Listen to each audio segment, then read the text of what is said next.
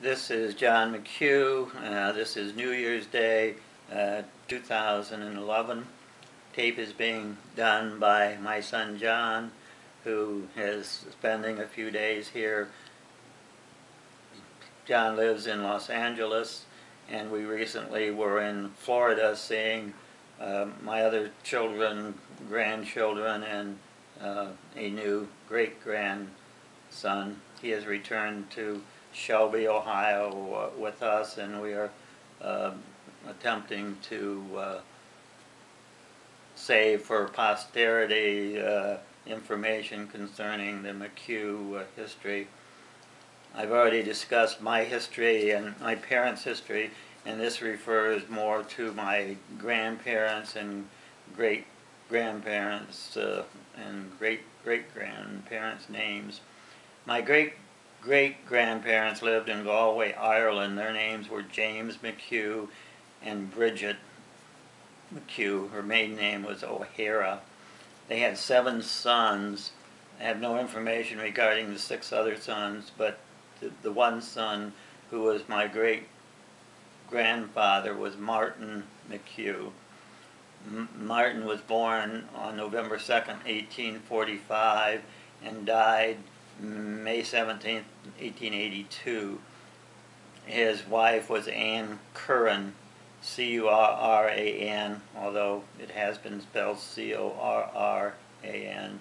She was born in 1846 and died in 1903.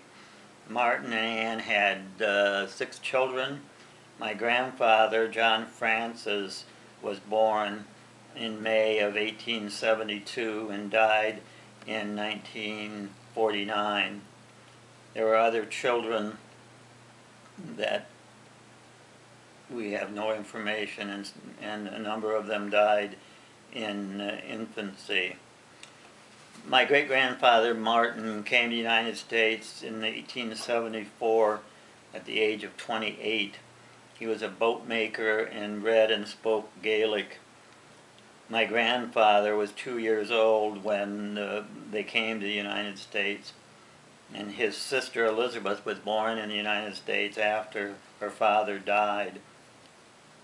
Martin's widow, Anne, remarried, a bad marriage according to my Aunt Ruth, and most of this information was obtained from my Aunt Ruth, who was a sister of my father. My grandfather John left home at 14 and went to Hartford, Connecticut. He worked as a barber, bricklayer, and finally as a metal pattern worker, and worked at the W.B. Smith company in Westville, Massachusetts until his retirement. His schooling ended after the 3rd grade, but he was self-taught. He read considerably and reached the equivalent of a grammar school education. He bought and improved houses which he resold. He loved work, had a great sense of humor, and loved us all, again according to Aunt Ruth. My grandfather, John Francis, married Louise Provost in December 1895. My grandmother was French-Canadian but was born in East Hampton, Massachusetts. She was one of 14 children. Her parents did not speak English. Her father's name was Emmanuel. Her mother's name was Adeline, although apparently there was some confusion about this. My grandparents, John and Louise, had 6 children. My father was the oldest, John Francis II. He was born in June of 1897. He had a sister, Melba, who was born in 1898 and died in 1905. Florence was born in 1900 and died in 1970. Robert died at birth. Ruth was born in 1908 and lived until 2004. Another daughter, Irene, died at birth. Florence and Ruth were the only aunts that we would ever see. They also lived in Westfield, Massachusetts, where my grandparents lived. We would go to Westfield once yearly, which was my parents' only vacation. I was not a very good grandson. I did not like my grandmother's pea soup and was made to eat it. In retaliation, I told my grandmother I didn't like her and she was fat. I sat in the staircase for a long time for punishment. This story has been repeated over and over. I don't know how old I was, but I hope I wasn't a teenager.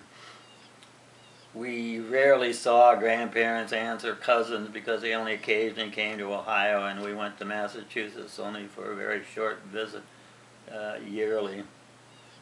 My sister Mary kept in touch with Aunt Ruth until her death, and all of the above information came at my sister's request from Aunt Ruth. I also have the following information about my great-grandfather Martin. He left Ireland, as mentioned, in 1874, but apparently left in a hurry. My Aunt Stacy evidently was involved in the ongoing Irish-British troubles, which are still ongoing.